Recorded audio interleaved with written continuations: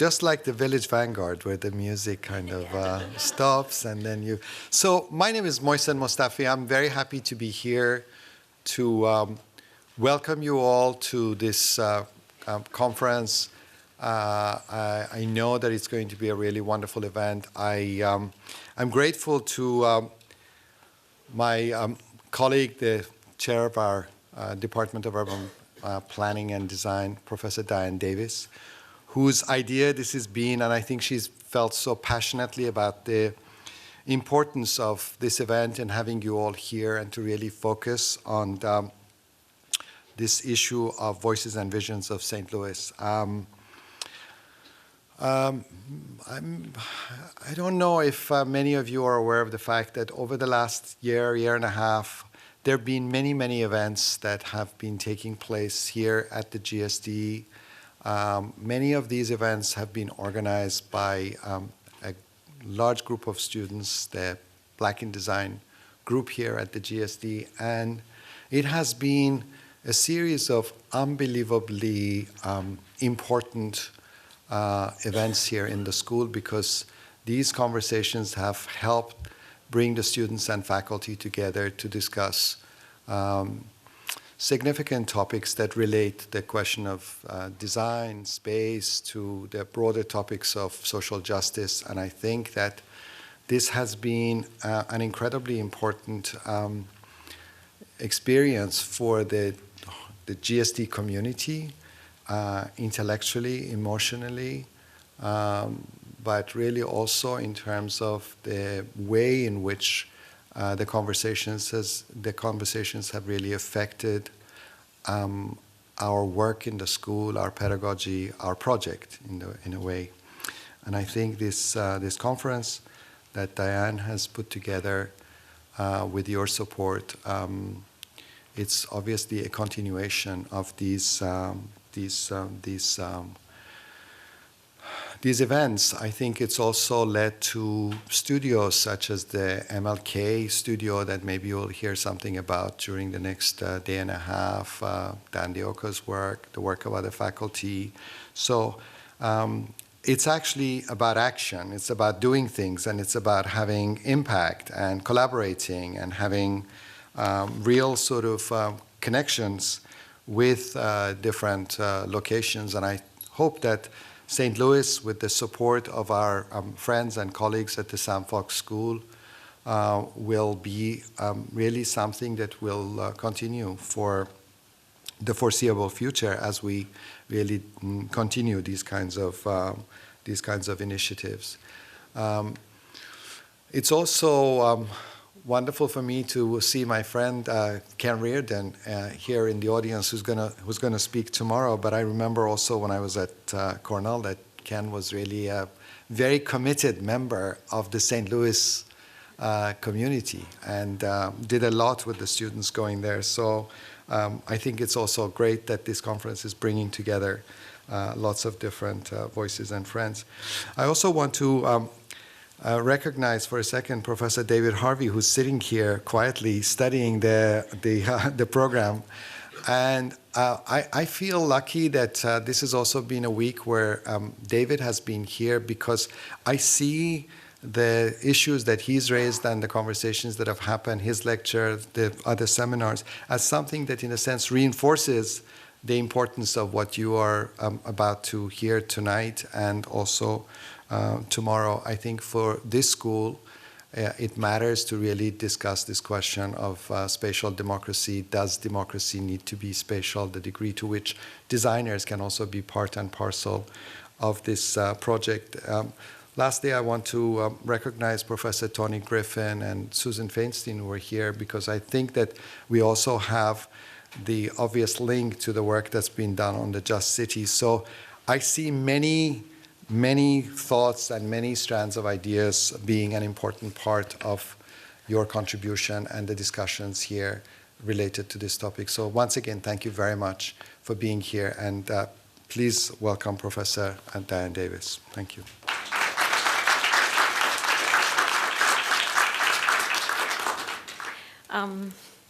Yes, so I'm Diane Davis, and it's my pleasure to join our dean and welcome you all of you to the Harvard's Graduate School of Design and to the conference focused on St. Louis. I want to begin by extending my special thanks to our friends and colleagues from St. Louis, Washington University, but other parts of St. Louis, in the public sector as well as the university, and those of you from outside of Boston who've journeyed here to Cambridge to participate in this event. We value your involvement and look forward to hearing your voices and visions. I'm not going to do long thanks of names. That's coming tomorrow. I don't want to do too much of an introduction here because we have all day tomorrow to really lay out epistemologically what we're trying to accomplish with the conference. I also don't want to take too much time away because we have two great speakers. We don't have an unlimited amount of time when we want to hear from both of them. So there'll be a little more thanking, a little more framing tomorrow. But I do want to make a few very limited remarks about the origins of this endeavor before introducing Senator Jamila Nasheed and Professor Joseph Heathcott, who are our keynote speakers tonight. I want to note that many of us are here because we want to bear witness to the terrible events that have recently unfolded in the cities of our nation, particularly, although not exclusively in St. Louis, with respect to some of the most dispossessed citizens of our society. For many of us, the outrage is not merely the tragic events surrounding the senseless murder of Michael Brown and its aftermath, but also the long-standing neglect and unconscionable attitude we have taken as a nation with respect to the importance of building cities that embody the ideals of justice, equality, opportunity, and toleration that we so cavalierly pride ourselves on here in America.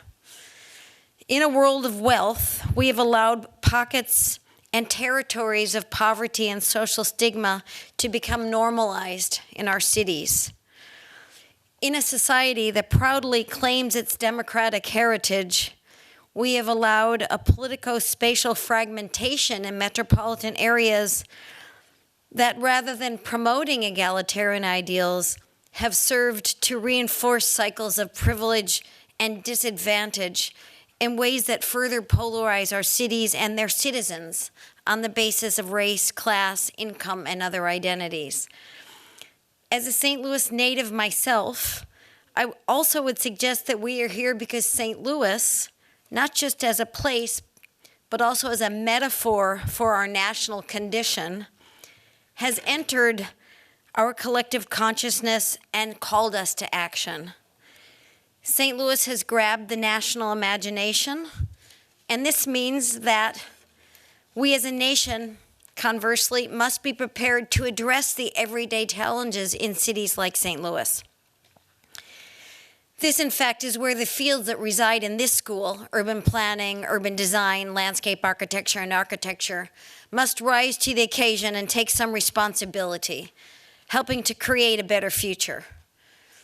Drawing from the recent Pulitzer Prize-winning author Ta-Nehisi Coates in his remarkable book, which many of you probably know, called Between the World and Me, he spoke of the challenges of survival during his own youth and on the streets of Baltimore.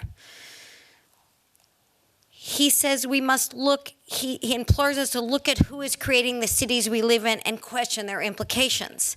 And quoting from Coates' own observations about his experiences in Baltimore, quote, "The streets transform every ordinary day into a series of trick questions, and every incorrect answer risks a beatdown, a shooting, or a pregnancy. No one survives unscathed.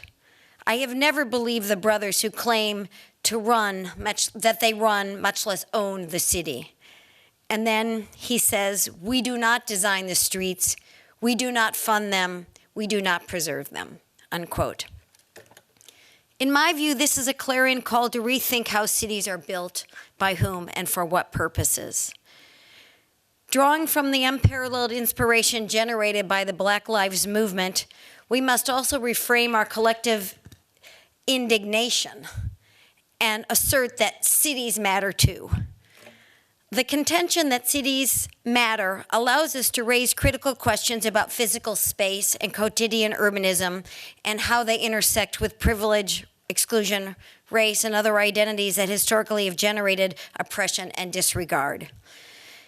If cities do in fact hold potential as sites where citizens have the opportunity to experience and live democracy in a quotidian and grounded fashion, and if cities are where everyday encounters define who we are as a society and a polity, claims advanced by scholars as diverse as Max Weber and Manuel Castells, then to argue that cities matter is also to lay the groundwork for a new way of more democratically organizing ourselves as a society. As we think of what types of cities we want to build, we must keep in mind the unequal systems and unresponsive institutions that produce cities in which citizens have been denied the rights to justice and to life itself, if only to ensure that such patterns are not repeated in the future. But I'm getting ahead of myself here because this is what we're going to be talking about tomorrow, I hope, with all the amazing panels that we have. So what I want to do now is turn to our two keynote speakers, Professor Heathcott and Senator Jamila Nasheed. We're honored and privileged to have both of you with us this weekend to start us out. There are quite extensive bios, or relatively extensive bios of each speaker in your program, so I'm not going to reiterate what has been written about them. But I will say just a few more words that might not be in the bio. So Professor Heathcott, in addition to having a strong connection to St. Louis, I guess he was there for almost 12 years teaching and studying, traverses the worlds of history and urbanism. With a PhD in History and American Studies from Indiana University, his work broadly addresses the politics of redevelopment and urban design, urban planning and policy, creative cities debates, architectural theory and criticism, arts, historic preservation and cultural resources, public housing and housing affordability, post-industrial regions and economies. So in addition to this work and his writings on St. Louis, he has experience in the curatorial and design exhibition worlds. And for all those reasons, I can think of no better scholar to start us off on this conference. Really, the kinds of issues you look at, Joseph, are filtering through all the programs here at the GSD. Professor Heathcott will be followed by Senator Jamila Nasheed, Democrat, who represents the 5th District in the Missouri Senate. A post she was elected to after serving in the Missouri House of Representatives. Clearly, she was and is a very responsive and successful politician, having been successfully returned to office. And I might also add, pretty young to have such an impactful career. In one online piece I read about her, I don't know how true it is, but it was noted that she grew up in a St. Louis housing project and that her father was killed in a drive-by shooting, making her no stranger to most of the issues we will be discussing at this conference.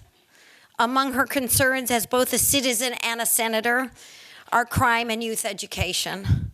And we are honored that the senator was able to find time to be with us tonight and for most of tomorrow, and we're looking forward to hearing from her about her own legislative challenges and how they connect to the array of political and social developments instigated by the events in Ferguson and elsewhere in her jurisdiction. So, but before turning it over to Professor Youth, I do want to note that the music that started us out and that will be filtering through the conference for the next 2 days are musical selections selected by all the panelists that are produced by St. Louis natives, whether Miles Davis or I can't even remember the list of people. We're going to make a playlist of about 15 to 20 great St. Louis musicians. So maybe we'll have more of that at the end of our keynote. But without further ado, I'm going to turn it over to Joseph.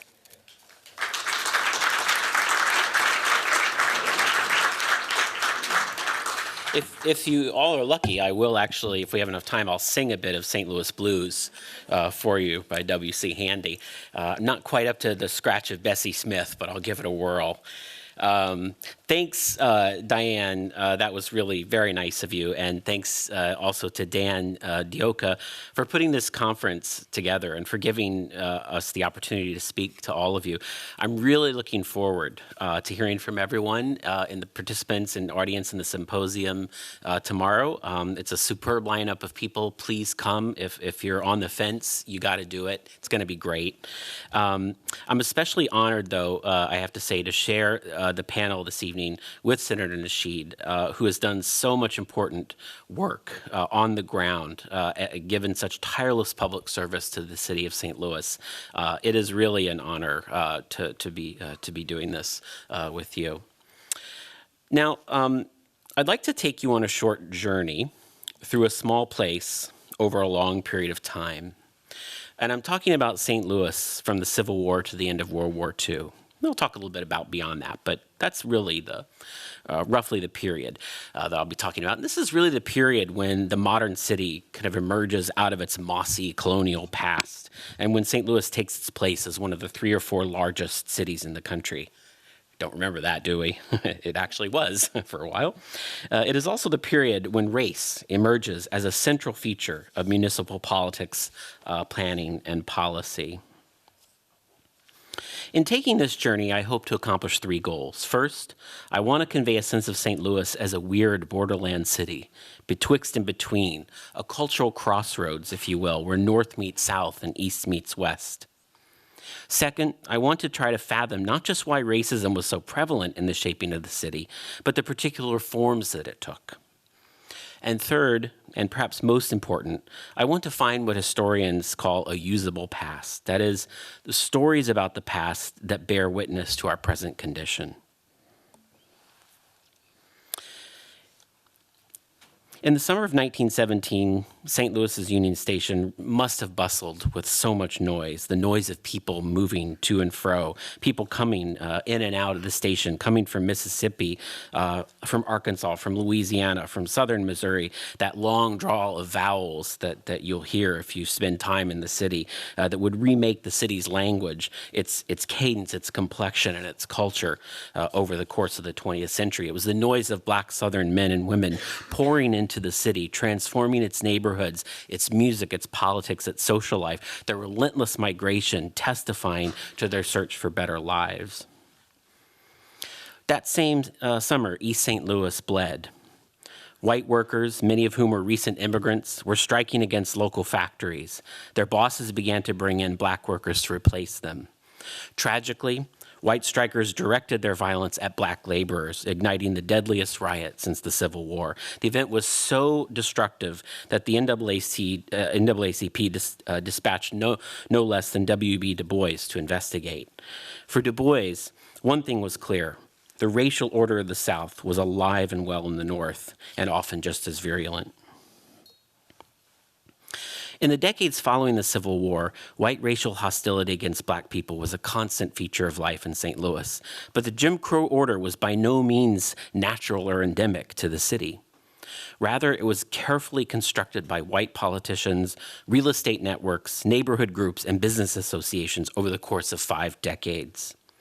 In the mid-19th century, when the African-American population of St. Louis was small, black families were no more or less segregated than any other ethnic group, as the immigrant city organized into roughly distinct enclaves. But by the middle of the 20th century, over 85% of all African-Americans would have had to move from their homes to achieve an even racial balance in the city. It was nearly perfectly segregated. At the same time, Jim Crow took shape in ways that were very particular to the city's urban culture. As a border city, St. Louis was a breakpoint between North and South, and its social life blended aspects of both regions. Like its parent city, New Orleans, the antebellum elite in St. Louis built their fortunes on as slave-owning planters, mercantilists, and landlords. As a result, St. Louis housed an old and settled population of freedmen, as well as a large number of enslaved people. After the Civil War, however, a large influx of European-born industrial workers provided the basis for trade unionism, labor insurgency, and progressive social action. A strong Republican tradition of free labor in St. Louis disposed many immigrant workers to oppose slavery as a system and to abhor the Southern and Democratic Party, by the way, elite that had allowed it to flourish in St. Louis. Very different Democratic Party, of course. Yet attitudes toward people of African descent were far more complicated in the daily life of the city streets. Opposition to slavery by no means translated into a desire among white working class people for an integrated neighborhood or shop floor. In routine affairs, St. Louis political culture displayed a modicum of gentility and civility, something that's always been very good at. But lurking below the civility, however, all the time was a kind of simmering white racial hostility, jostled and amplified with the ever-increasing numbers of black families on the city streets.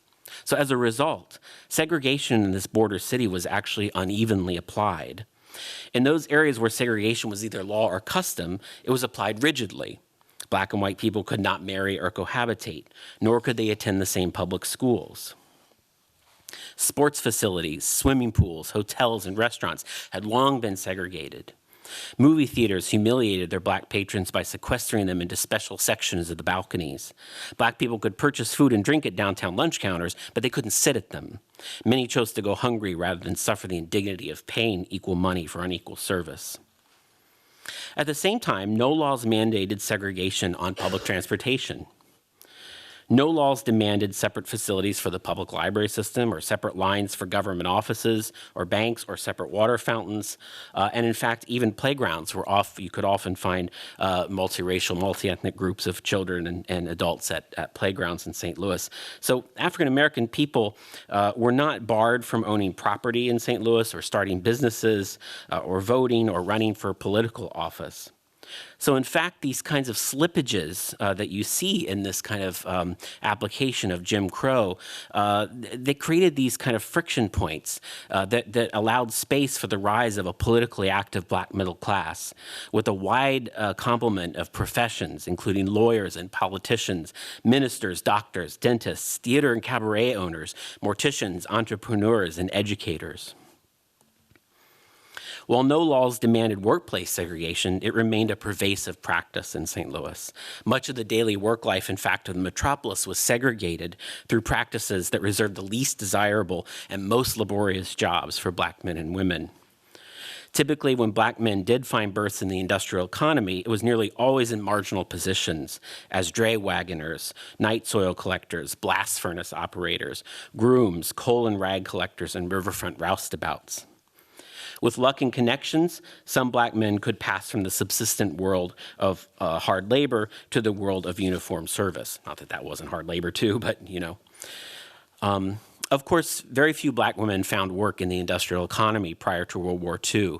When they were able to secure employment, it was nearly always in domestic service, a form of labor that left little room for organization, collectivity, or grievance.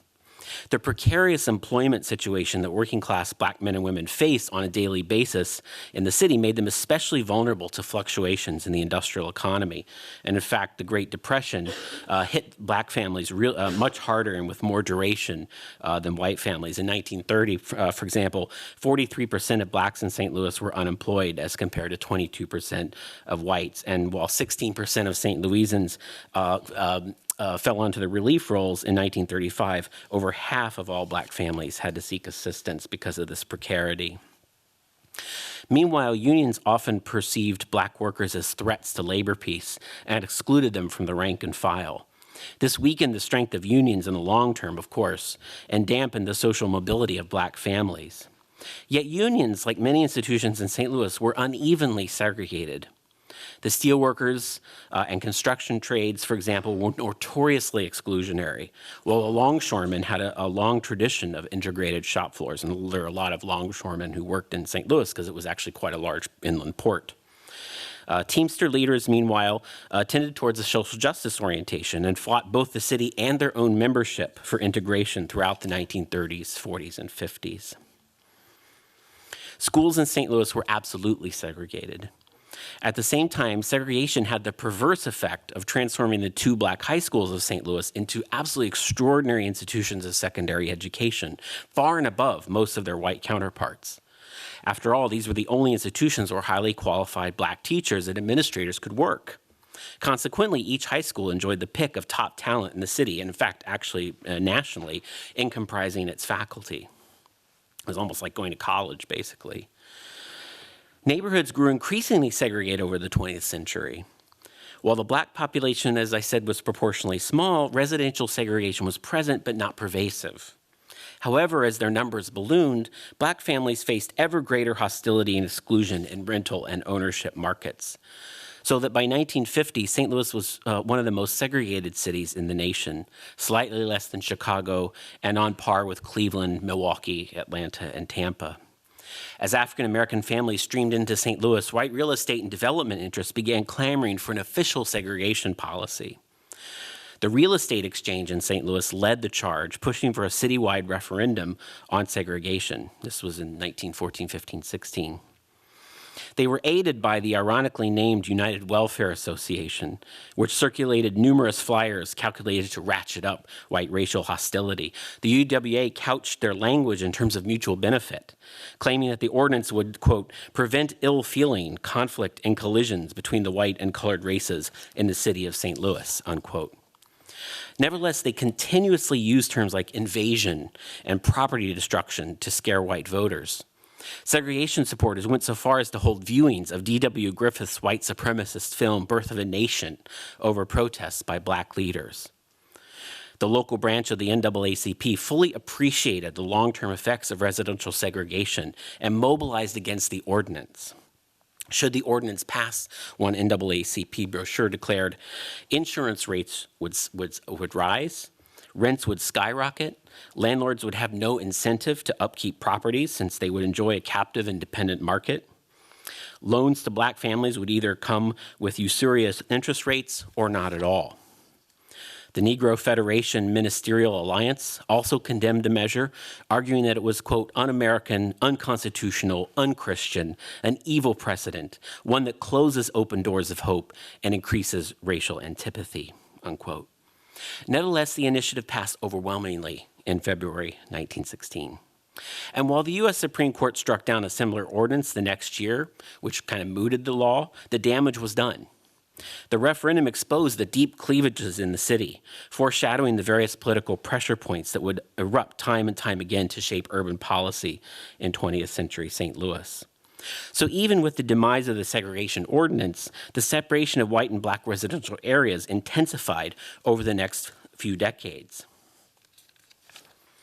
This was accomplished in the main through the use of customary agreements among real estate exchange agents, what we call steerage, the rapid expansion in the use of racially restrictive covenants, and the ongoing work of hostile white neighborhood associations.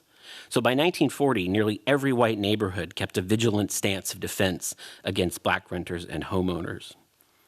But private interests did not operate alone. Local government officials aided and abetted their cause.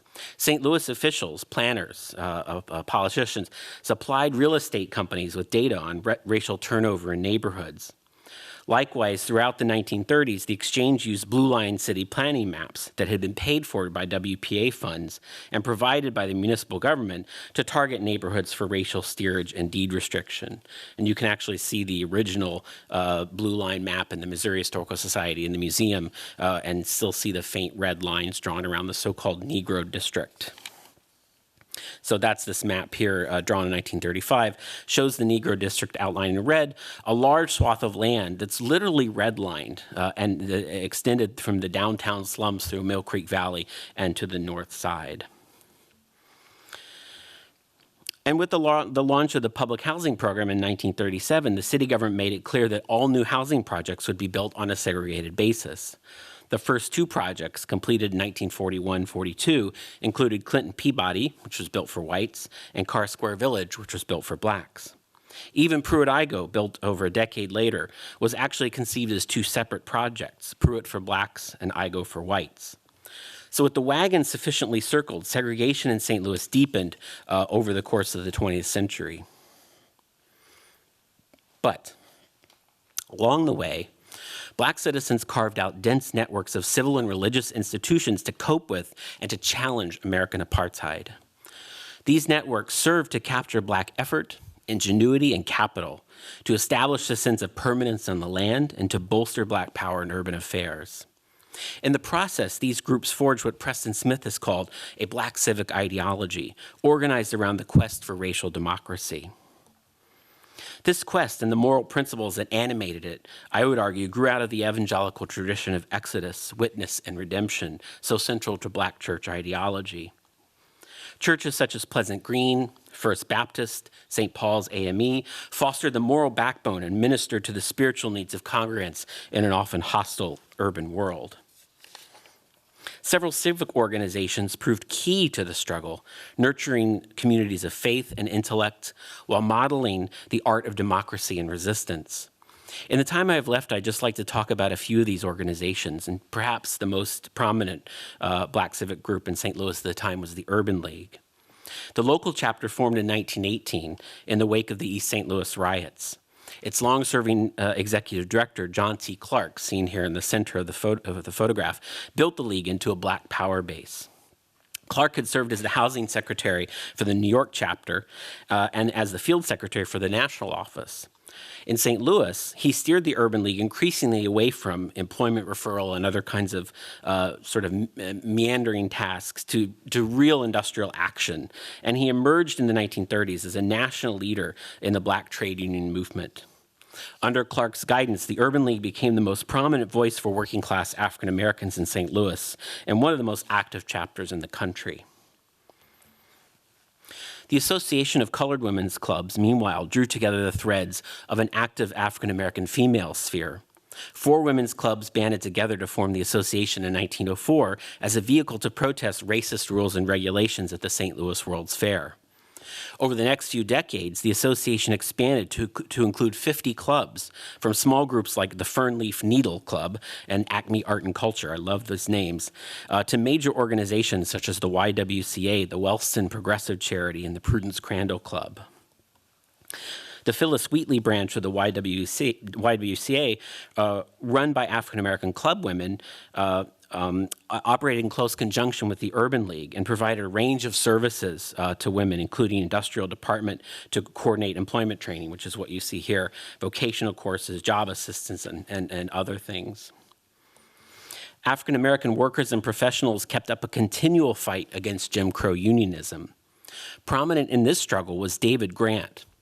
Grant was born and raised in Mill Creek Valley and had worked as a laborer, a waiter, and a porter before attending college at the University of Michigan. After receiving his law degree from Howard, he returned to St. Louis to practice. He found the industrial condition of Black workers to be so abysmal that he launched the Colored Clerk Circle in order to focus labor protest. The circle picketed and protested many businesses and factories over the next 2 decades, pushing for large companies such as Southwestern Bell and others to open branches in Black neighborhoods with Black employees. Meanwhile, Black newspapers such as the Argus and the St. Louis American articulated a broad civic vision to knit together the patchwork of religious affiliations, schools, clubs, businesses, labor organizations, and neighborhood groups. So over the first few decades of the 20th century, this civic vision found a parallel in the growing potency of the African American voting bloc. As Blacks increased in number in St. Louis, they formed an ever stronger political base. Just which political party would capture the African American vote became a matter of concern very early in St. Louis. Since the Civil War, Blacks had voted as stalwarts of the party of Lincoln, alongside their working-class Irish and German neighbors. But beginning with the fight over the segregation ordinance in 1916, Black voters became increasingly disgusted with the GOP, which had shown weak opposition to the ordinance. The turning point really came in 1923. Progressives within the Democratic Party succeeded in pushing a referendum for a massive program of public works to be paid for by the largest bond issue in the city's history. Viewing this as a scheme for downtown business interests, most Republican ward bosses opposed the bond issue. Sensing a growing disenchantment among African Americans with the GOP, the Democrats took that opportunity to begin to court their vote with the promise of a big payoff. And here's the payoff right here, a line item in the bond issue for the construction of a major Black teaching hospital on the city's north side, which would eventually become the Homer Phillips Hospital. This coalition of working class and middle class black voters on the one hand and white downtown elites and progressive activists in the Democratic Party on the other produced a powerful alliance and prefigured broader national political shifts that would come in the next decade. The 1923 bond issue passed with overwhelming support in the city's black wards. So sensing a political opportunity, savvy black political bosses sought to remake the Democratic Party. Homer Phillips and Jordan Pops Chambers, more than any other leaders, labored to convert the Democratic Party from a remnant of slavery into a ward-based vote-getting machine to rival the Republican Party. And indeed, by 1932, the Democratic Party more resembled the Republican machine than at any other time, thanks to the tireless work of these guys, organized as it was around jobs and patronage and party discipline. In the 1932 election, for example, Jordan Chambers' patient work across racial lines provided the crucial backbone of party strength, which finally broke the 24-year reign of the Republican Party in office in St. Louis. The experience of black men and women in World War II was another critical turning point in black political life in St. Louis and changed the tenor of action around issues of racial justice and inequality. During the war, black St. Louisans rallied around A. Philip Randolph's March on Washington movement and participated fully and openly in the Double V campaign. Drawing on the experience of a war against fascism and race hatred abroad, black GIs and their families posed one of the most critical questions in American history. Why fight tyranny abroad only to return to tyranny at home? In August of 1943, the March on Washington Committee organized a protest rally at St. Louis's Municipal Auditorium with the call, "Wake up, Negroes, fight for the right to live, work, and be free." The rally was a seminal event in the history of African-American St. Louis, and it featured speakers calling for an end to violence against blacks in and out of uniform, an end to segregation in the U.S. military, an end to Jim Crow practices in labor unions, war plants, even an end to the segregation of blood by the Red Cross. In May of 1944, workers at a downtown lunch counter refused service to a black sailor in dress uniform, sparking a protracted struggle around service in private restaurants in the city. 5 courageous women, NAACP activists Ruth Maddie Wheeler, Thelma McNeil, Pearl Maddox, Myrtle Walker, and Bertie Beal Anderson, began a summer-long sit-in campaign at the lunch counter of the city's largest department store. This is way before the sit-ins of the 60s that we're familiar with. In short order, the movement spread to other stores in St. Louis. Campaign handbills and petitions appealed to people's wartime sense of patriotism, democracy, and fairness. Victory abroad, however, did not translate into victory at home. Signs of white reaction were in the muggy St. Louis air as soon as black GIs returned to the city. In 1946, the Ku Klux Klan surfaced in Booter Park, which is actually up towards Ferguson, where one late summer night, members erected a 10-foot-tall burning cross and left behind a white hood with the letters KKK emblazoned across the brow. But African Americans in St. Louis could no longer tolerate the foot-dragging approach of white political and business leaders to these issues of racial justice. Their resolve was bolstered by the decision in 1948 in the Shelley versus Kramer case, a landmark case brought by a St. Louis family to the U.S. Supreme Court, which rendered racially restrictive deeds and covenants unenforceable. Not unconstitutional, but unenforceable. Frustrated by the pace of desegregation, the St. Louis NAACP stepped up legal challenges, while the Association of Colored Women's Clubs put pressure on white reform organizations like the League of Women Voters to solidify their support for immediate dismantling of Jim Crow. The League of Women Voters had always been on the fence about the issue. An incident at Fairgrounds Park in 1949 best illustrates the exhaustion of old avenues of political redress and the consolidation in the black community of more militant action against apartheid. On the morning of July 19, 1949, 3 black teens braved a crowd of 150 jeering white youth to join a handful of whites for an integrated swim at Fairgrounds Pool. They were escorted by NAACP officer John Wheeler and the Reverend Patrick Malloy of the Catholic Interracial Conference. In ensuing melee, police called in 100 reserve officers to maintain order as white youths combed the area, terrorizing black people as they encountered them on the streets. In typical St. Louis fashion, the first reaction of city government was, after restoring order, was to form a committee. And St. Louis excels at forming committees. I think the senator can attest to that, and Sylvester as well. St. Louis forms lots of committees all the time, and that has that can have a kind of diluting effect sometimes on political action. Mayor Joseph Darst established the Council on Human Relations not only to study the Fairgrounds Park riots, but also to formulate policy recommendations for race relations in the city. But as black newspapers were quick to point out, the council actually only included 4 black members out of 15. In the end, a city that maintained such an ambivalent record on race relations could not help but vet an equally ambivalent council to formulate policy on the matter. The council recommended in an 8-6 vote to continue the city's Jim Crow policies in most of the city's recreational facilities, quote unquote, pending proper education and outreach activity to prepare the city for race mixing. Not surprisingly, every black member of the council voted against the policy. They wanted immediate desegregation. The riotous reaction at Fairground Park and the evident potential for violence in the white community really ruffled the exterior of civility in the old River City. The liberal coalition that had developed within the Democratic Party in the 1930s around issues of jobs and public works accomplished great things in the 20th century. It was a coalition that brought together progressive planners and politicians, reform advocates, and black civic organizations. But the coalition only held together insofar as the issue of race lay dormant, and as long as black voters accepted the well-intentioned payoffs from white politicians in return for their quiescence. As members of the city's white power structure sought their way through an ambivalent history of race relations and Jim Crow public policies, African Americans sharpened the language of citizenship, resistance, and change. This language yielded a clear intellectual and political shift in the black community away from demands made within the framework of Plessy versus Ferguson, that is separate but equal, to an all-out attack on segregation.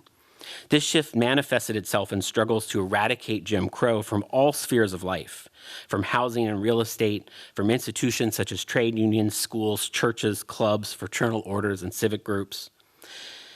Really, amid the worst days of segregation in St. Louis, I would argue, black men and women honed the very tools needed to dismantle apartheid, and in so, for us, I think, have left a legacy and a model to follow in terms of challenging racial injustice in America. Thanks.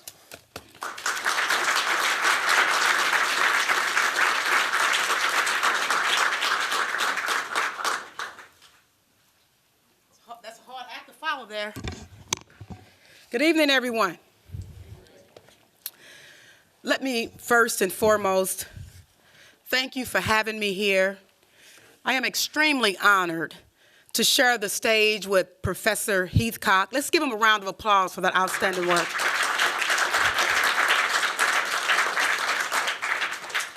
I'm so happy to be here. I'm happy to be with each and every one of you, the experts, the activists, the observers participating in this important conference. I want to thank the Harvard Graduate School of Design and Sam Fox School of Design and St. Louis, as we all know, Washington University, my hometown, for hosting us today. Let's give them a round of applause. As you all know, we live in a fast-paced world. So much of our lives are committed to making things happen, getting things done, and acting in the moment. That is why it is so useful to just take a step back and begin to look at things like what we can change and what we cannot change. And that's what we're going to do today. We're going to talk about things that we can fix, and we're going to talk about what we care deeply about. And let me tell you, St. Louis is a place I care deeply about. It's a place that's dear to my heart. It's a place that I was born, a place that I call home, and it's a place that I am dedicated to promoting and progressing and moving forward. My state Senate district includes half of the city of St. Louis. Now, it's a very, very diverse area. It's diverse in color and creed and economic status.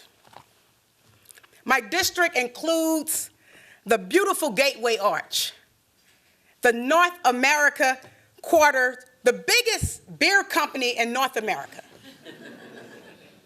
Their headquarters is there in St. Louis. And the home of the 11-time world champions, the St. Louis Cardinals.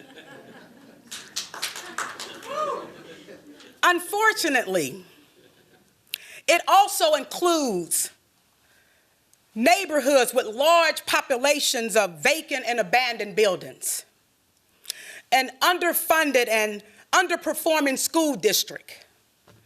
And according to the study released just in February of last year, it's the highest murder rate in the country. Now, over the course of this talk, I will take a look at the educational system and crime prevention efforts. I'll discuss job creation and economic development. I'll share my personal experience living in St. Louis. And I'll explain how they motivated me into public service. I'll finish with the overview of how we can restore hope and make St. Louis a more inclusive and equitable place to live. But first, I would like to go back to those abandoned buildings in my district.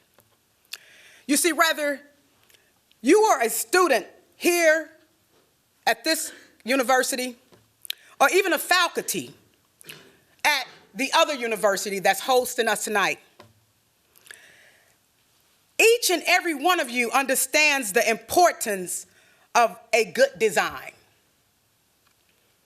A well-designed structure makes a huge difference in the lives of everyone.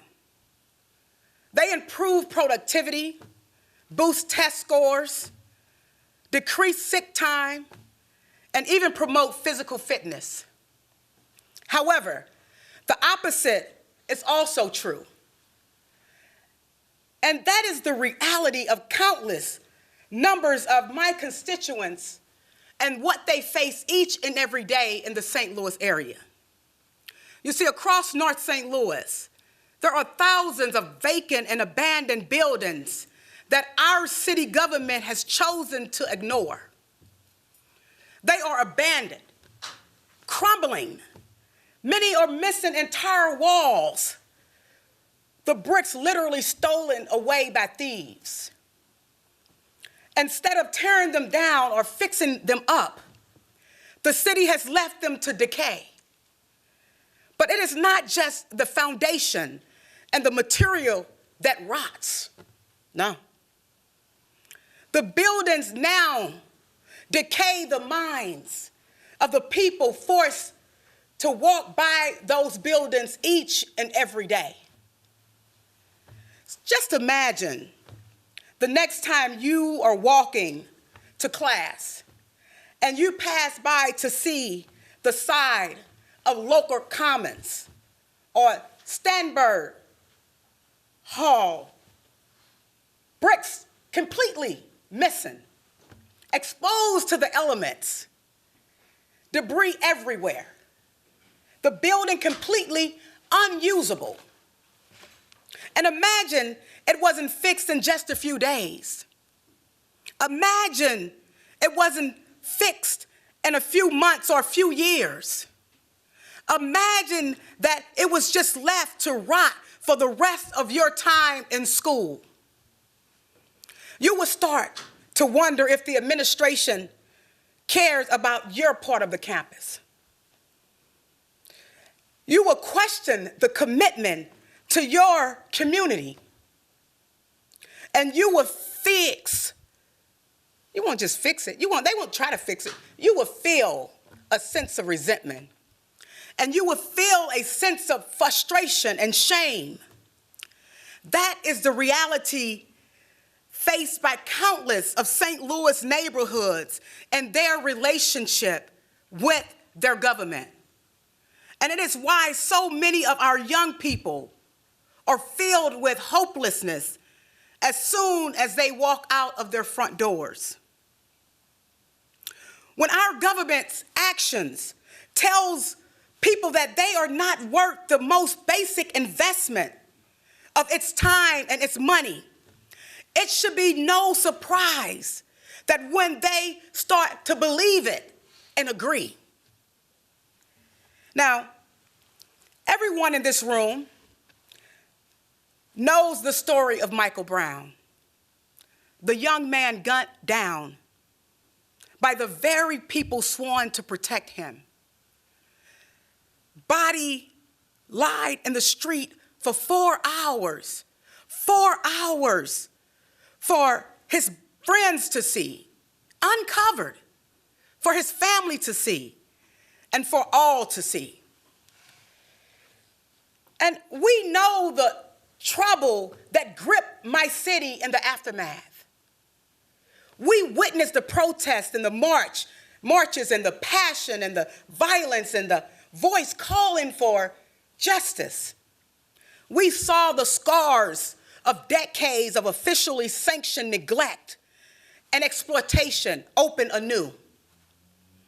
And we responded. No, we didn't respond. In response to what we saw, we had the commissions and the reports and the recommendations.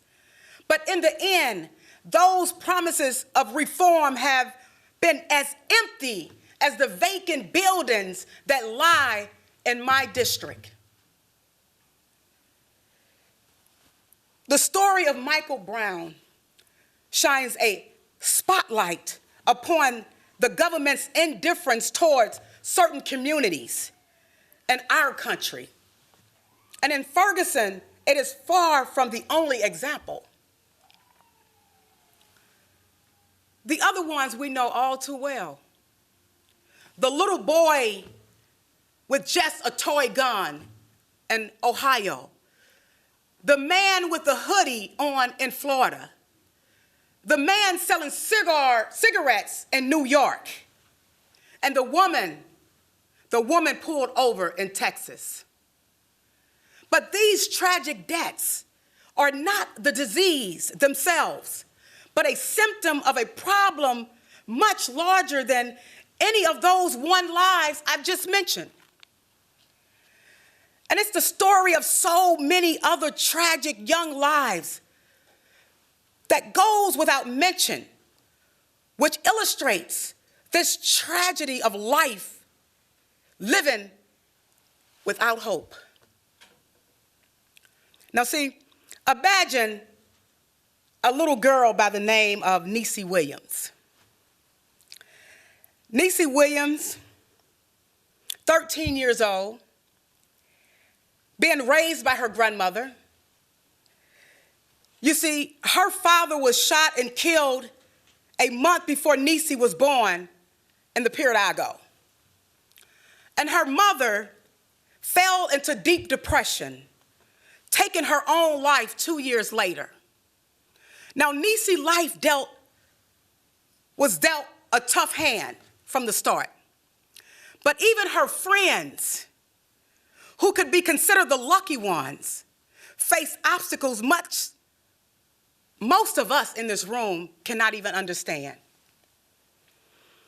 But outside of those four walls, from where her grandmother used to try to hide her, to try to teach her, outside of those four walls, life was a war zone for Niecy. Every day she would walk by those abandoned buildings. Every day she is reminded that those in charge of the city don't value the community enough to make the most basic of investments and improvements. And little by little, her sense of hope is chipped away like those broken brick walls. Eventually, it gets to Niecy. It angers her, and she takes it out on society. So she joins a gang because it seems like that is her only option. And on one night, Niecy stabs a girl in the chest, just inches from her heart. Now, Niecy is lucky, the girl survives. But in another sense, Niecy is unlucky because she got caught. And that doesn't usually happen in the neighborhood from where Niecy lives. You see, her neighborhood has an unsolved murder rate of 65%. And for other crimes, the murder rate and the crime rate is no difference. Across the public, distrust for police runs high, and the code of stop snitching runs deep. Witnesses fear law enforcement won't keep their privacy. Citizens feel disrespected by the patrol they encounter, and the entire community feels like the police don't care.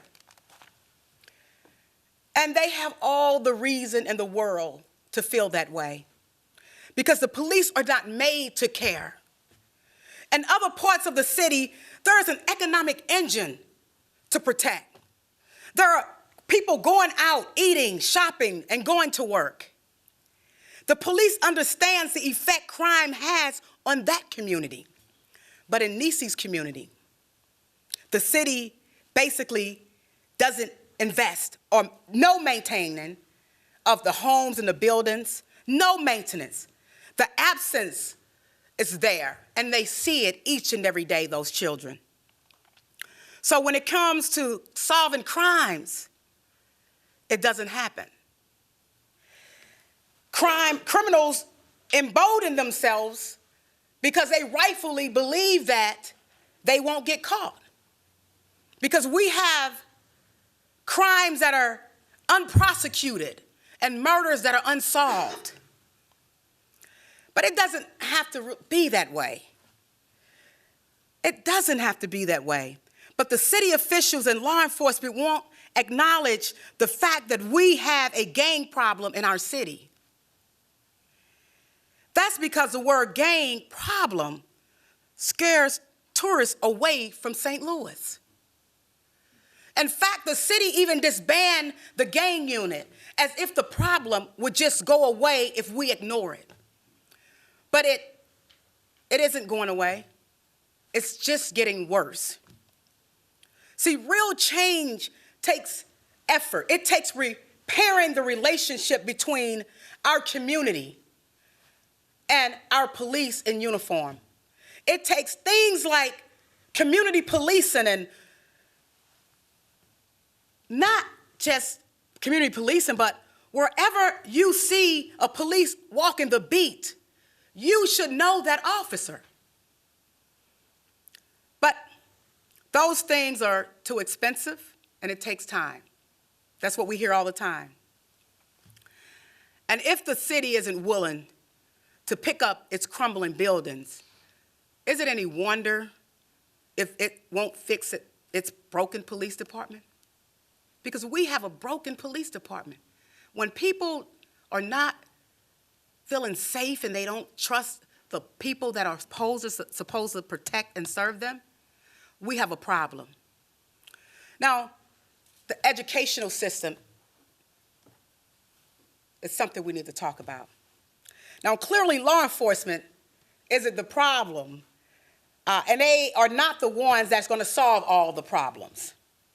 The vast majority of men and women in uniform are good people. They are devoting their lives to protecting our city.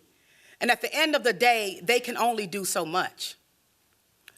We can criticize the department for their response or lack thereof, but we must similarly indict ourselves for failing to prevent the problems in the first place. You see, maybe Niecy doesn't stab a girl. Maybe Niecy doesn't join a gang. Maybe Niecy's life doesn't go down the wrong path in the beginning. If we would have just shown her we cared, But our city is simply not willing to make the changes necessary to create the type of school system necessary to change the dynamics in Nisi's community. You see, our education system is so much more than textbooks. It is the foundation that supports the lives of everyone. That is why we need wraparound services that engage the most at-risk youth. Stop trouble before it starts. It is why we need teachers who understand the dynamics of dealing with children traumatized by poverty. It is why we need counselors and psychiatrists trained to teach the kids who need help the most. It is why we need to provide tutoring services for those who need extra help instead of leaving them behind or pushing them on. It is why we need to think outside of the norm bounds of textbooks and chalkboards, like putting food banks in schools and allowing the kids to be able to have the opportunity to have their mind and their body fed. Or creating GED satellite programs for mothers, adults whose children are in school so that the entire families can be educated side by side. We need to tap the full potential of our schools and lift our communities up in the process. Unfortunately, Nisi doesn't live in that school district.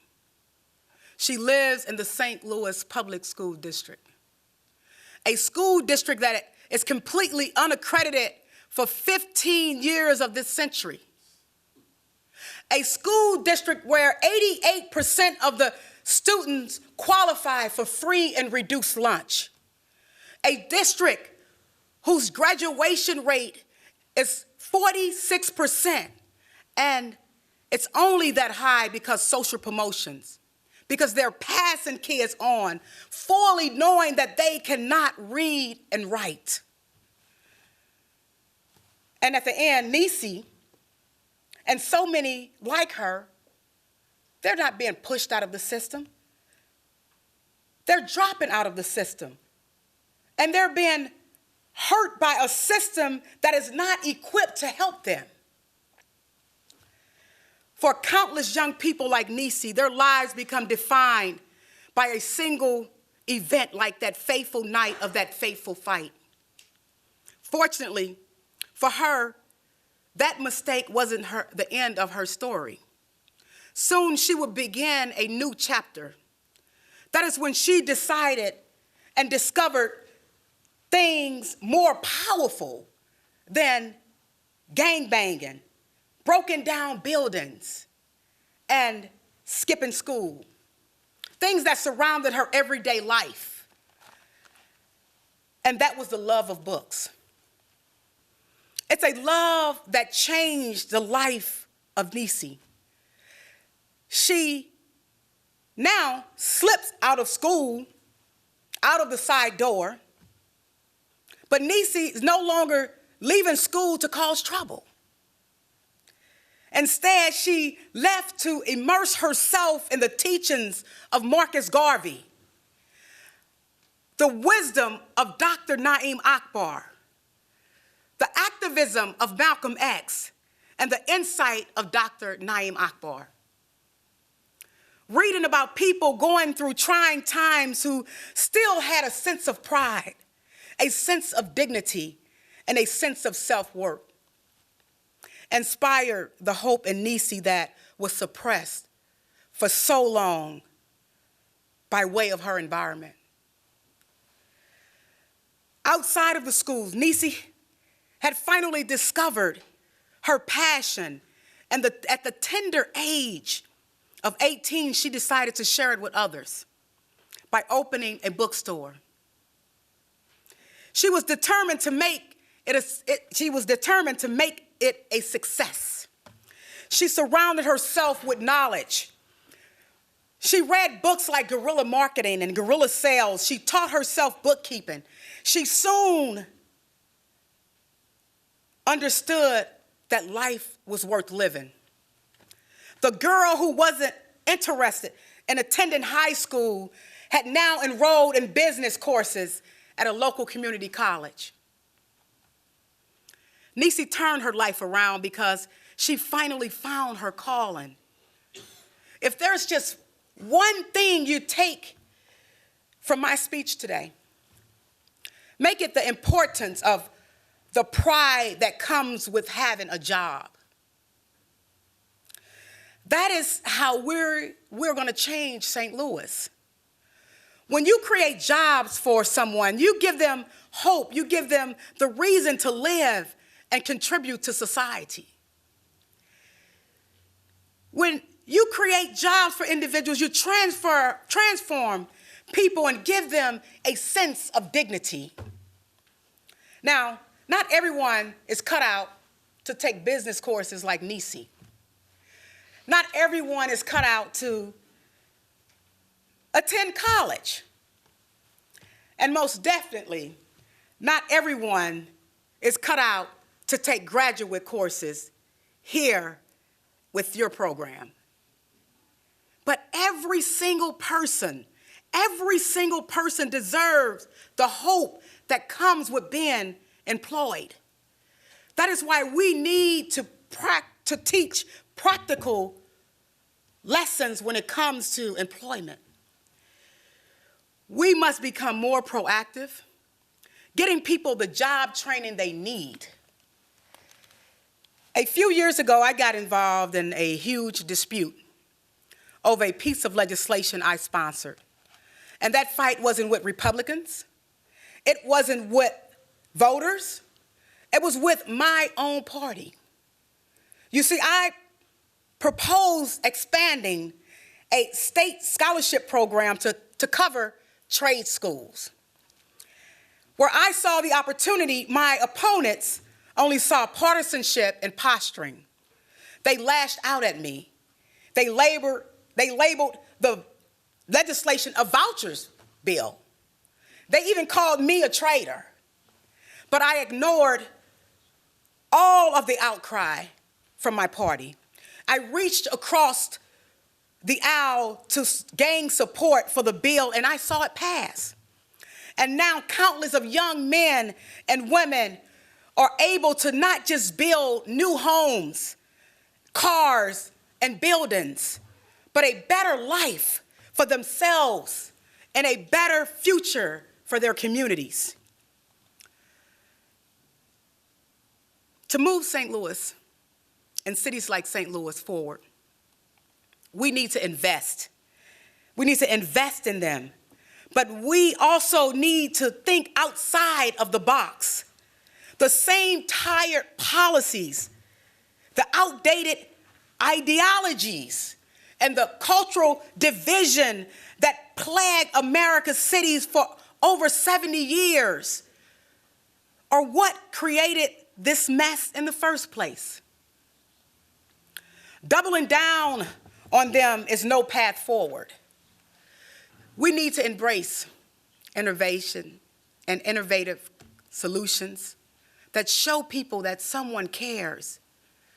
And that's what Senator Jamila Nasheed is willing to do each and every day.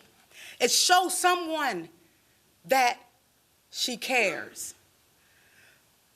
After selling the bookstore, Niecy did that too. She started a school specifically for dropouts and those that were pushed out. She wanted to give young people a second chance, just like the one she had many years before. Now, she opened a bookstore. She went out and got a school open as well, and it was called Fresh Start. And Fresh Start went after young kids who had been pushed out, dropped out, nothing going on within their lives but hanging out on the street corners, smoking weed, and hanging on their grandmother's porches. But Fresh Start, the Fresh Start program that Niecy started, graduated 180 young folk this year who wasn't doing anything with their lives. The inspiration that Nisi found in books changed something deep within her. As years passed, she became more involved with her community. She embraced activism, fighting to bring hope to those who had no hope. She joined others and drew attention to the lack of minority inclusion on city construction projects. The civil disobedient shut down traffic on Highway 70 and trains on the Metrolink. For her actions, for Nisi's actions, she was once again arrested. But this time, it was for a cause. Eventually, she began working within the system, helping candidates across the region get elected. And she then, a few years later, found herself in the State House as a state representative. And now the kid who was breaking laws is a woman who's making laws. And today, she stands before you on this very stage. The story of Nisi is the life of my own. I changed my name to Jamila when I converted to Islam 24 years ago. I share my story not to shock you, but to demonstrate the basic barriers for so many young people in St. Louis. And the truth of it is, I was blessed. I could have easily been behind bars or in the grave. But instead, I am standing in front of you today here at Harvard. You see, growing up in St. Louis is like a coin flip that so many lose. As we go forward, we cannot keep leaving these lives up to chance, especially when we know the game is already rigged against them as colored people, as African Americans. A few years ago, Professor Heathcock called the decline of St. Louis since World War II a slow-moving Katrina. It's true. The storm of racial tension, the declining population, and the ineffective policies has swept away the city I call home. But I'll tell you what, it's time to rebuild. No more gloom and gloom. Now is the time to move ahead. Now there's quite a job ahead of us. Again, we have broken criminal justice system, failing school district, lack of job opportunities, crumbling infrastructure, and all together it's easy to just throw your hands up and complain and say that there's no silver bullet. But let me push back against that thinking for just one moment, because to me there's something that links it all together. And that is the need to invest in those initiatives that gives people hope. The need to focus on restoring some individual sense of dignity and pride. And the need to show them that their government actually cares. And whether it's the design of a building or bureaucracy, positive change and hope is something that we can all agree to and something that we can all contribute to. And that's why in closing, I would like to ask each and every one of you to join me in making St. Louis the best place it can be to work, live, and play. Thank you so much for having me. It's important that you all understand how I've got to where I am. But think about all of the children all of the nieces that are out there who still needs that sense of hope and pride and good buildings and great designs. Thank you all for having me, and let's make sure that throughout the last 3 days, we come with a conclusion, a call to action, something that we can all do and all make happen, not just for the city of St. Louis, but for all of the urban areas throughout this country. Thank you.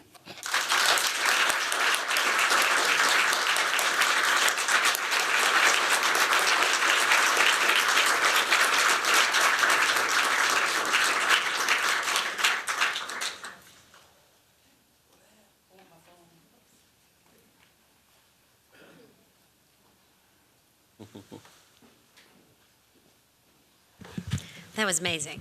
Oh, thank you. So we have probably, Chantel wants me to try to keep it to 15 minutes. I know we're going to have an opportunity to speak with our 2 speakers tomorrow, but we can have a little time for questions. So I will open it to the audience. Does anybody have a question for one of our speakers? Yes, Sai, please. I don't know if you need a, yeah.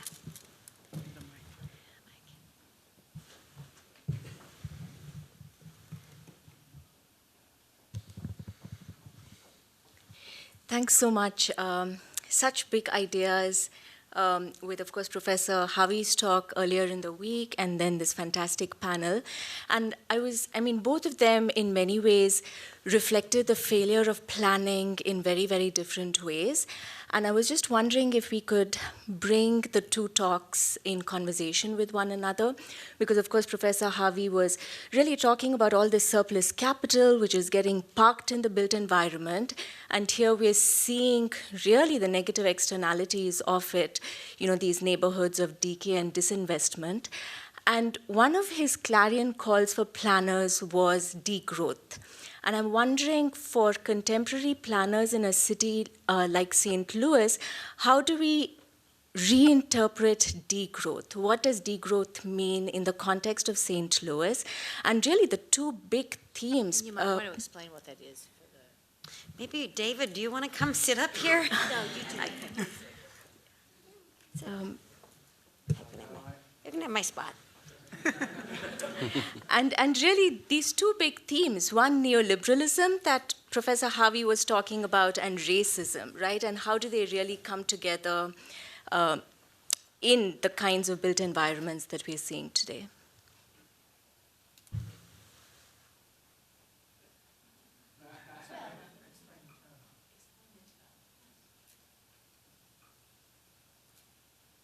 David, do you want to jump in there?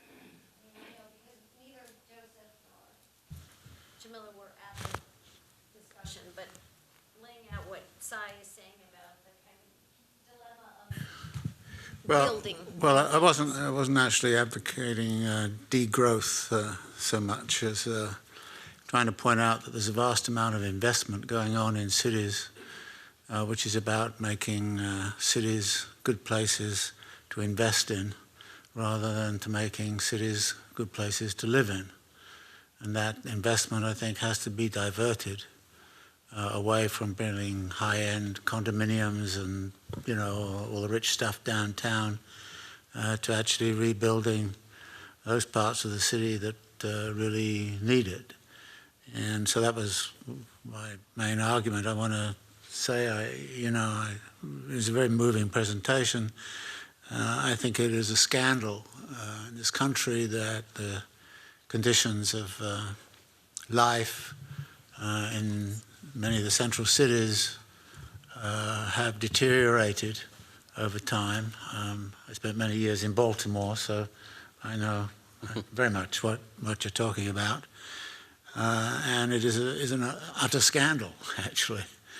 And it's not that there's always the claim when you ask for the sorts of things you need that, oh, we don't have the money, we don't have the investment, there's austerity, we've got to cut back services because of all of the debt.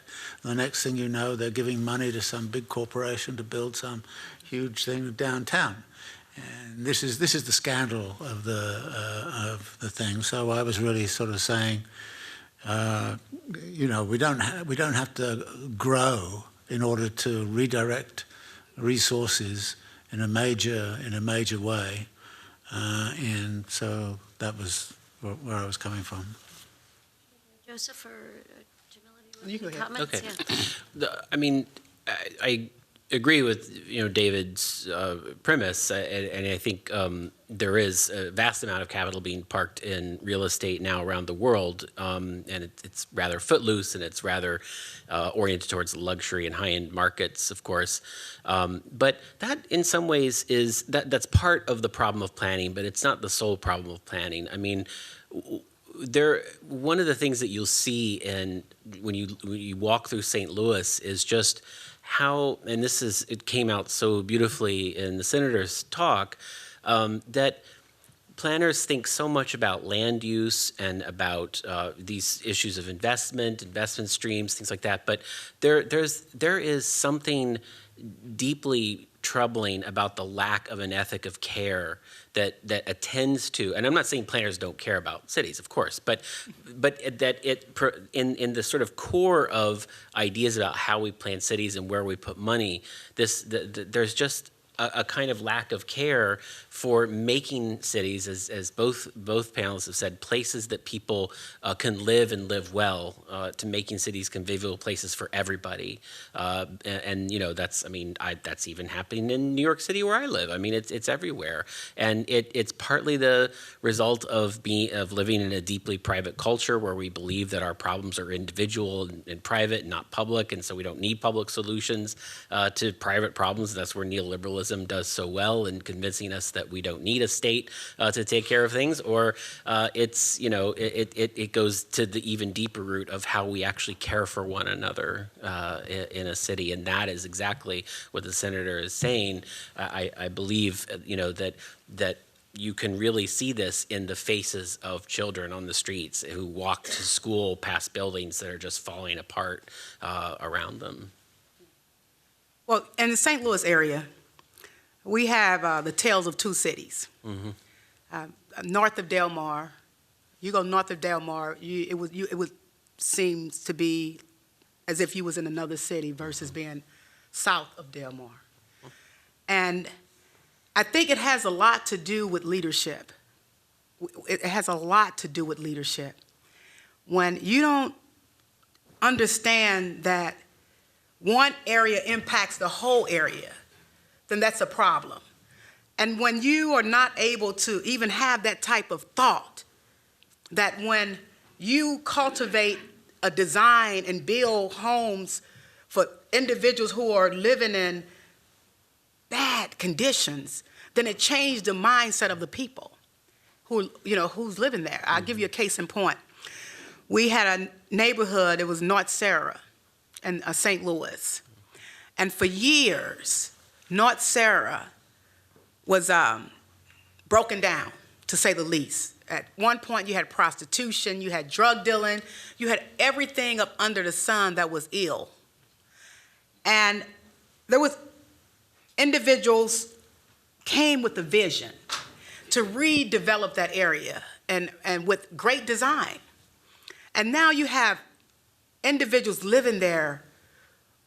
The place totally changed the dynamics in that area. I mean, people now sit on their front porches where women used to prostitute. Mm-hmm. Children are now playing in the backyard where men used to sell drugs. And we were able to do that because we had individuals who wanted to see change in that area. And they had a vision and they had a design. And they went before the state and said, listen, we need those tax credits.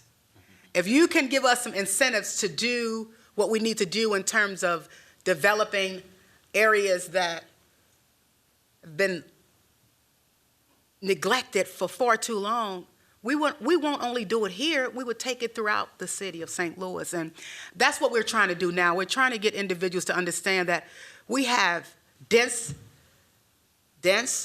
areas of decay, and then we have areas of decay that, it's 4 and 5 blocks you can take and rebuild homes. I mean, you can literally in North St. Louis bring in, I would say, at least 10,000 people if you look at all of the LRA property and the land that they own, but we have to have someone that's willing to do it. And it will change the mindset of those young folks, because again, when those children each and every day, when they have to walk up and down those streets and see those buildings, it really decays their minds. I mean, it's like, one, they're already impoverished. Two, they have to see the buildings every time they walk out of their doors. I mean, what do you expect out of them? I mean, what do you expect out of them other than hopelessness? I would say it's absolutely a problem of leadership, because there is a the kind of the public-private is the union, the North Sarah is a public-private a public-private group that says, how do we get the resources from these 15 different sources, whether it's banks, the state tax credits, this Missouri Housing Development Corp, all of these, it's tough because you have to assemble all these resources from so many places, but somebody has to do it and lead it and work with you and the state, work with the city, work with private resources. So it is, I think it is a leadership problem, because the solutions are difficult, but there are many examples. You cited a brilliant one.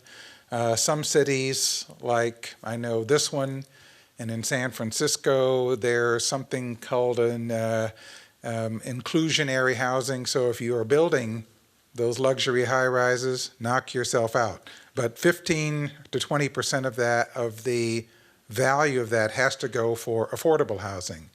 It's legislation. And part of it is driven by desirability. Yeah, you can do it in Boston, you can do it in Cambridge, you can do it in San Francisco, but I think that that there are lots of options that the city of St. Louis can employ to fill in those that sort of broken tooth neighborhoods where there's a house and then 4 fallen down houses. I was just back home in February, and I drove through North St. Louis, and I saw. Oh, it's depressing. It was pretty tough. To say the least. Pretty tough. But the question is, have we done enough to get these public-private groups to say, yeah, I want to do something. I don't want to drive by that 6 blocks anymore. I want to change it. Who do I go to in the city and the state to help me organize it so that we can rebuild these broken neighborhoods? Well, just last year, I was driving through my district, and we had like 10 to 20 vacant buildings, just in a row. And I'm driving, and I decided to call the mayor's office. Mayor's office, raise your hand. He's not the bad guy, though. Yeah. He's a designer. And, I called the mayor's office, and I asked him, I said, listen, can we just tear these buildings down? Can we just do a demolition initiative just in this area? And he said, sure. And we were able to tear down 20 or 25? 26 buildings. 10 blocks. And right now today, I said, if you tear those buildings down, I guarantee you I'll go find a developer to do something with it. And right now today, we're breaking ground on a senior living facility. It's going to change the dynamics and how that community feels about themselves. Because it was just vacant and nothing was there, block by block by block. And I'm saying that to say that you need people who are not afraid to come with the ideas and who's willing to understand the importance of working with the administration who's in office to get it done. Because there's so much bickering and infighting within the political process and the political party, the Democratic Party in cities like St. Louis. We're all Democrats, but we have this great divide. And the North St. Louis, they don't like the mayor of the city of St. Louis because the mayor of the city of St. Louis is not doing enough for North St. Louis. And so they never come together and bring their heads together to think about how they can make things happen together collectively. It just never happens. And so you constantly see the infighting, and the people, they don't really get the opportunity to see the good that's happening in their areas, with the exception of Alderman French. He's doing much in his area, in his ward. Mm-hmm. But when it comes to development, it takes leadership. We'll take 2 more questions, yeah. No, you go ahead. Okay. Hello, Joseph. Hi. And Senator, wonderful talks, both of you, and enjoyed it very much. I don't know if this is building on this or going to another area, but there's something that's always fascinated me about St. Louis historically is the movement of people away from St. Louis, which is kind of how we got here, right, with empty buildings and so on. And I'd be curious, and I don't know if that's a cause or a symptom. It may be a symptom of the movement of capital elsewhere. But it's striking if you go to Chicago or St. Louis or lots of cities, maybe all cities, but in the United States, the movement not only of the middle class, but also working class people, poor people, till you finally have a city that has blocks and blocks of empty space. And so I guess there's a question of why, and I'm sure, Senator, you must have experienced that, friends who moved away. But also, has the problem moved to a regional level? Should we be thinking about repopulating the city in the center with different people, or trying to attract, as they do in Chicago with mixed success, people who moved out to come back? I'd just be curious of both of your thoughts about that. Now, in the city of St. Louis, we have individuals that are coming back, okay? We just built, I would say within the last 5 to 6 years, 200-unit development, okay? Your lofts. But they're south of Delmar. Mm-hmm. Okay? It's south. Nothing's happening north of Delmar. That's the problem. That's what we're talking about here. You know, how do we integrate the cities and make it one? It's happening. Yeah, they are coming back. And those individuals, they're coming back, and many of them 1-bedroom. They're not having family. They don't have children. They are living in lofts or whatnot. But the big question is, how do we get north of Delmar back? Yeah. How do we get those individuals to come back north? And I think it's going to take better schools, because, you know, that's like the foundation, and I mentioned it in my speech. That's the foundation. That's the root of it all. When you have good schools, people tend to want to be in that area. They want to live there. We have too many schools that are closed down in North St. Louis. And I think once we begin to reopen schools, may it be charter schools or private schools for that matter, I think we will see individuals start to come back. And we have to begin to create jobs. The poverty level north of Delmar it's appalling. Mm-hmm. Yeah, and the only thing I'd add to that, Alex, I mean, you know as well as anybody that, you know, the particular challenges that St. Louis faced in being separated from its county, right? That it couldn't annex fleeing populations or fleeing industries or things like that to recapture that tax base. And so its losses have been net absolutes each time someone leaves the city, which is a little different situation than other places that have been able to sort of follow their populations with some annexation and some other tools. So St. Louis is a peculiar kind of place in that respect. The other thing that's interesting is that there's a kind of perverse story of success in that there was such a powerful movement in St. Louis for fair housing, and it was a really successful and a really important movement. And it was so successful that people, African Americans in the North, for example, were able to leave and get housing in the suburbs, right, at a very high rate. And in fact, as a proportion of the population, more blacks left St. Louis than whites.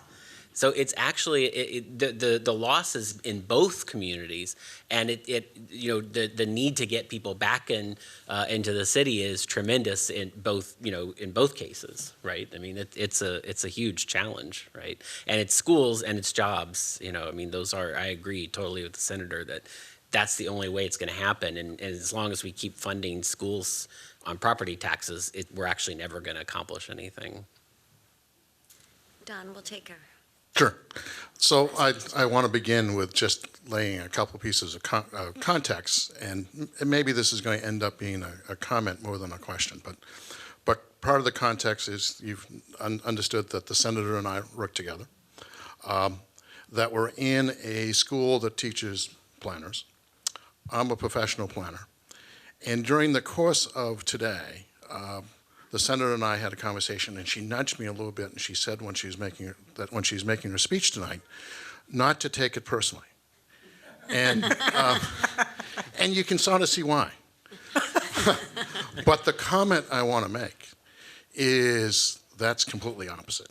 Is what we want, and we want new planners that are at training as we look at these communities, as we deal with issues and as we deal with challenges, is to take it personally, to get the drive, to get the concern, and not treat it as just an exercise or a bureaucratic thing, is to do it as a passion and take it personally, be entrepreneurial, be innovative, and change the dynamic and change people's lives. And so thank you, Jamila. And I do I'm take glad it you're personally. taking it personal. Yes, and as we did in that 10-block area, and we stood in front of her building with a wrecking crew to publicize that.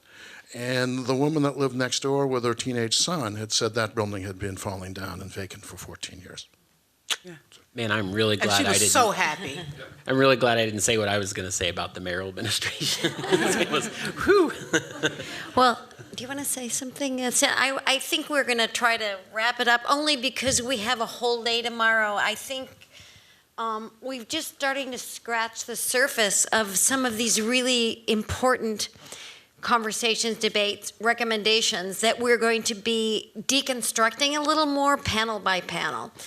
I think that I'm so pleased with the presentations tonight because you've kind of highlighted the dimensions that we're trying to unpack tomorrow. We're going to be starting with a panel historically. So you don't know how to act. I mean, the constraints on your action until we understand the history of the physical, political, social, environmental spaces of St. Louis, even the relationship of the city to the suburbs. So that's what we're going to be talking about in the first panel.